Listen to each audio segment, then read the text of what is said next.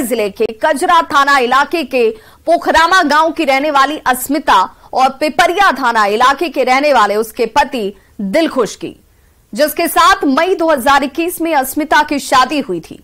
कुछ महीनों तक पति पत्नी के बीच सब कुछ ठीक रहा, पर आगे चलकर रिश्तों में खटास पैदा हो गई। पति पत्नी की राहें जुदा हो गईं। दोनों समाज और परिवार की नजर में पति पत्नी थे, पर दोनों के बीच पति पत्नी वाला संबंध नहीं था। यही वजह थी कि अस्मिता का पति दिलखुश शहर में किराए पर कमरा लेकर अपनी पत्नी से दूर रहता था। दोनों के रिश्तों में खूनी मोड़ तब आया जब दिलखुश को पता चला कि उसकी पत्नी अस्मिता गर्भवती है। उसके बाद उसे शक होने लगा कि उसकी पत्नी का किसी गैर मर्द के साथ संबंध है, क्योंकि पति पत्नी के बीच ऐसा कुछ हुआ ही नहीं था जिससे उसे यकीन हो कि उसकी पत्नी के पेट में पल रहा बच्चा उसका है। उसके बाद वो बौखला गया और अपनी पत्नी को अपनी जिंदगी से हमेशा हमेशा के लिए दूर करने का उसने फैसला कर लिया, जिसे अंजाम तक पहुंचाने के लिए अपनी पत्नी की जिंदगी के पन्नों पर मौत की स्क्रिप्ट लिखने लगा, जिसके लिए अपने दो दोस्तों को अपने साजिश में शामिल किया और 21-22 जून की दरमियानी रात में उसका गला घोंट दिया और नई कहानी गढ़ दी ताकि पुलिस को गुमराह किया जा सके। लेकिन ऐसा हुआ नहीं। 30 दिनों के बाद जब पुलिस ने खुलासा किया अस्मिता का दिलखुश कातिल है, जिसे पुलिस ने उसके एक दोस्त के साथ गिरफ्तार कर जेल की सलाखों के पीछे पहुंचा दिया, पर तीसरे आरोपी की तलाश पुलिस को अब भी है, जो फरार है। देखिए इस रिपोर्ट में अस्मिता के दिलखुश के डेंजर गेम को पूरी खौफनाक कहानी के जरिए। पति दिलखुश की खूनी साजिश बेनकाब।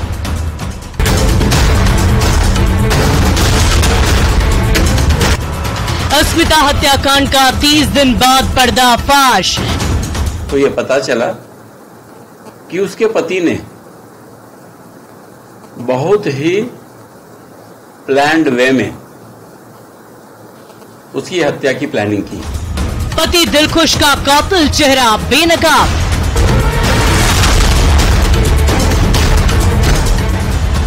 दोस्त अमर के साथ पति दिलखुश गिरफ्तार। तो आया सर, तो अमर तकिया मुंह पे रख दिया, हम हाथ पकड़े हुए थे और शिवम पेड़ पकड़ा हुआ था। पत्नी की गर्भवती होने के बाद रची साजिश और दोस्तों के साथ मिलकर घोंट दिया बीवी का गला।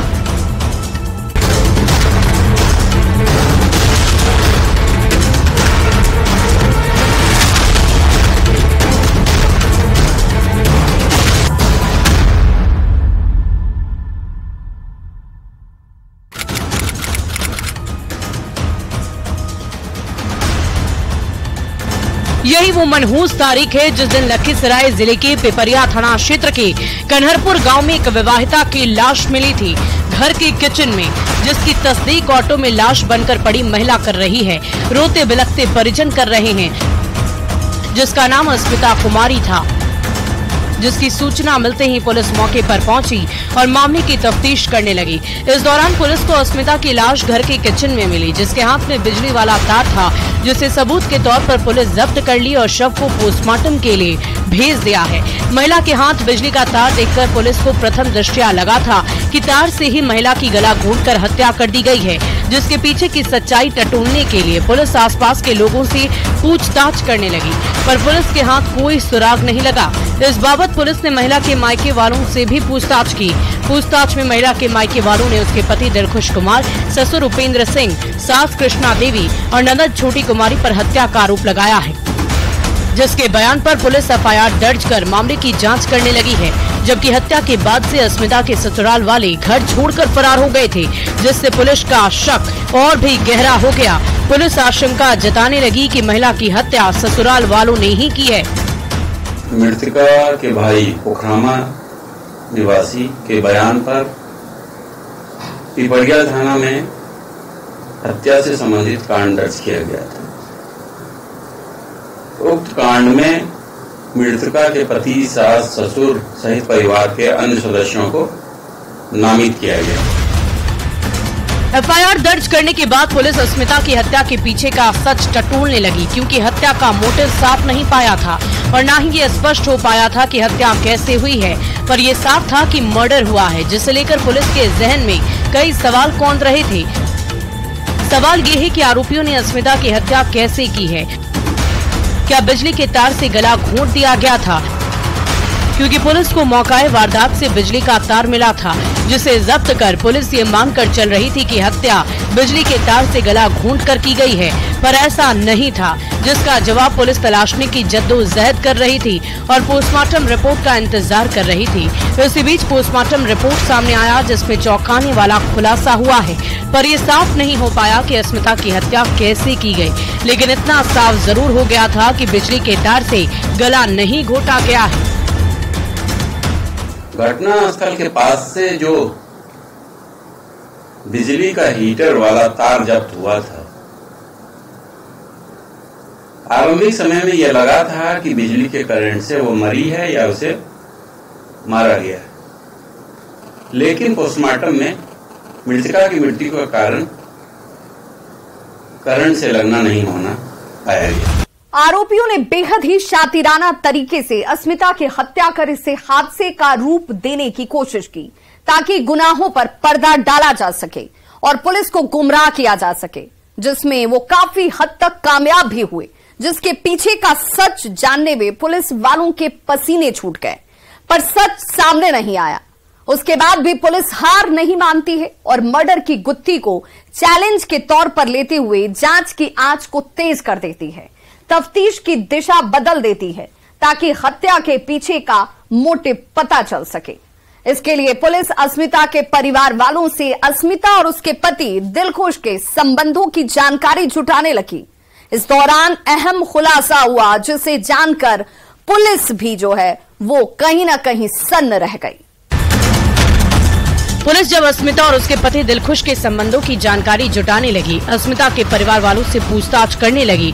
इस दौरान मृतक अस्मिता के भाई ने बताया कि उसकी बहन अस्मिता और उसके जीजा दिलखुश कुमार के बीच संबंध अच्छे नहीं थे, जिसकी वजह से दिलखुश अपनी पत्नी अस्मिता से दूर लखीसराय में किराए पर कमरा लेकर रह रहा था। इतनी जानकारी मिलने के बाद पुलिस फिर से जाँच की आंच तेज कर दी और आरोपियों की गिरफ्तारी को लेकर खाक छानने लगी, पर आरोपियों का कोई सुराग हाथ नहीं लगा है। इस तरह 1 महीने का लंबा वक्त बीत गया, पर पुलिस हार नहीं मानी। आरोपियों की गिरफ्तारी को लेकर हर मुमकिन कोशिश करती रही, जांच आगे बढ़ाती रही और इसी बीच पुलिस के हाथ एक अहम लीड लगा। वो लीड पुलिस को आरोपियों तक पहुंचा दिया। पुलिस ने 1 महीने बाद अस्मिता के पति दिलखुश को धर दबोचा। हाथों में हथकड़ी लिए पुलिस की कस्टडी में दिख रहा यही वो आरोपी पति है, जिसे पुलिस ने 1 महीने बाद गिरफ्तार किया है, जिसका नाम दिलखुश कुमार है। जिसकी गिरफ्तारी के बाद पुलिस हत्या के पीछे की वजहों को जानने के लिए पूछताछ करने लगी है। पूछताछ में दिलखुश ने पहले तो पुलिस को झूठी सच्ची कहानियां सुनाई, पर जब पुलिस सख्ती बरती तो दिलखुश टूट गया और उसने साजिश के सारे पत्ते खोल कर रख दिए। अपना जुर्म कबूल करते हुए हत्या में शामिल अपने दोस्तों का नाम, पता और ठिकाना दोनों ही बता दिया। जब मृतका के पति दिलखुश की गिरफ्तारी के बाद उससे पूछताछ की गई तो यह पता चला कि उसके पति ने बहुत ही प्लान्ड वे में उसकी हत्या की प्लानिंग की। दिलखुश कुमार, पिताजी का नाम उपेंद्र सिंह, घर कहाँ पे? इधर से आए सर। कौन कौन आया? हम अमर और शिवम। हाँ, हम अमर और शिवम। फोन किसके पास था? फोन शिवम के पास। तुम्हारा फोन? मेरा फोन रूम पे था। और अमर का फोन? अमर का फोन रूम पे था। क्या प्लानिंग था?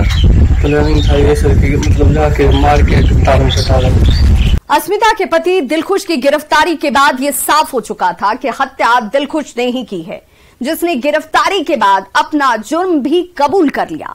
पर वो इस संगीन जुर्म में अकेला नहीं था, अपने 2 दोस्तों को भी उसने अपने साजिश में शामिल किया था और पूरी प्लानिंग के साथ अपनी पत्नी अस्मिता को रास्ते से हटाने का उसने फैसला किया था, जिसमें उसके दोस्त शिवम और अमर ने उसका पूरा साथ दिया था, जिनकी मदद से दिलखुश सुहाग से शैतान बनकर अपनी पत्नी अस्मिता का गला घोट देता है और हत्या के बाद हादसे का रूप इसे दे दिया गया ताकि पुलिस को गुमराह किया जा सके।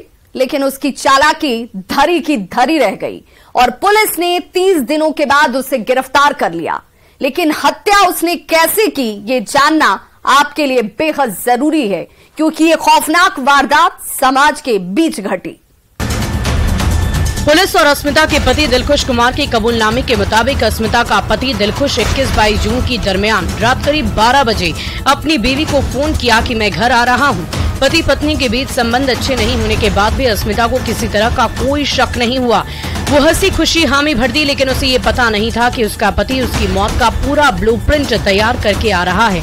वो रात उसकी जिंदगी की आखिरी रात होगी। दिलखुश पूरी प्लानिंग के साथ अपना मोबाइल फोन लखीसराय में ही अपने किराए के कमरे पर छोड़ दिया था। साथ ही उसके दोस्त अमर ने भी अपना मोबाइल फोन छोड़ दिया था। शिवम के पास मोबाइल फोन था, जिससे दिलखुश ने अपनी बीवी को कॉल किया, मैं अपने दोस्तों के साथ घर आ रहा हूँ। जहाँ पहुँचने के बाद दिलखुश ने रात के करीब 12 बजे फिर से अपनी पत्नी को कॉल किया, मैं घर के पास आ गया हूँ, दरवाजा खोल दो। उसकी पत्नी कमरे से बाहर निकली और दरवाजा खोलकर वापस चली गई, जिसके पीछे पीछे दिलखुश भी चला गया। अपने दोस्तों को घर बाहर लगे बिस्तर पर सोने को कह दिया, लेकिन वो घर का दरवाजा नहीं बंद किया। अंदर अपनी पत्नी के साथ कमरे में चला गया, बेडरूम की लाइट ऑफ कर दी और उसके बाद अनजान बनकर अपनी बीवी के साथ नाटक करने लगा। थोड़ी देर बाद प्लान के मुताबिक दिलखुश के दोस्त अमर और शिवम भी उसके बेडरूम में आ गए। उसके बाद अमर ने तकिया से अस्मिता का मुंह ढक दिया, दिलखुश ने हाथ पकड़ लिया और शिवम ने पैर। थोड़ी ही देर बाद बिना किसी शोर शराबे के दम घुटने से अस्मिता की सांसें थम गई। वहीं तीनों ने यमराज बनकर स्यारात के सन्नाटे में अस्मिता के शव को बेडरूम से बाहर निकाला, झोपड़ी नुमा किचन में लाकर रख दिया, जहां हीटर लगा हुआ था। हत्या को हादसे का रूप देने के लिए हीटर के तार को अस्मिता के हाथों में पकड़ा दिया। उसके बाद तीनों मौके से फरार हो गए, जिसके बाद पुलिस अस्मिता के मायके वालों के फर्द बयान पर दहेज हत्या का केस दर्ज कर तफ्तीश में जुट गई और 30 दिनों बाद अस्मिता के कातिल पति दिलखुश को गिरफ्तार किया, जिसने हत्या में शामिल अपने दोस्तों का भी नाम, पता और ठिकाना बता दिया, जिसके निशानदेही पर पुलिस लखीसराय से करीब 950 किलोमीटर की दूरी तय कर मध्य प्रदेश के दतिया से आरोपी अमर कुमार को गिरफ्तार कर ली और लखीसराय लेकर आ गई, जहां दोनों ने अपना अपना जुर्म फिर से कबूल कर लिया। पर तीसरा आरोपी शिवम कुमार अभी भी पुलिस की गिरफ्त से बाहर है, जिसकी गिरफ्तारी को लेकर पुलिस खाक छान रही है। हम गए सर आगे, वो भी दोनों पीछे थे, असोची दोस्त थे, तो दोनों गया, बोले खाना खाएगा, बोले ना, तब चौकी पर सो गया, वो दोनों लेट गया और हम अंदर चल गए उसके रूम में गए तो बेड पे लेटे, लाइट बंद कर दिए। फिर वो दोनों आया, पहले से बोला हुआ था क्या कि आना, मतलब लाइट हम बंद कर देंगे, ठीक है। तो आया सर, तो अमर तकिया मुँह पे ढक दिया, हम हाथ पकड़े हुए थे और शिवम पैर पकड़ा हुआ था। तो उसके बाद थोड़ा देर के बाद शांत हो गई सर, तो वहाँ से उठा के अमर और शिवम ला के वहाँ रखा, हीटर में सटा दिया। उसके साथ थे रहे 1 महीना, वो 1 महीना में हमको एकदम पूरी तरह से ब्रेन वॉश किया मेरा, और इस अपराध में अपने साथ इस मामले में मुझे कोई जानकारी नहीं है कि उसकी पत्नी गर्भवती थी।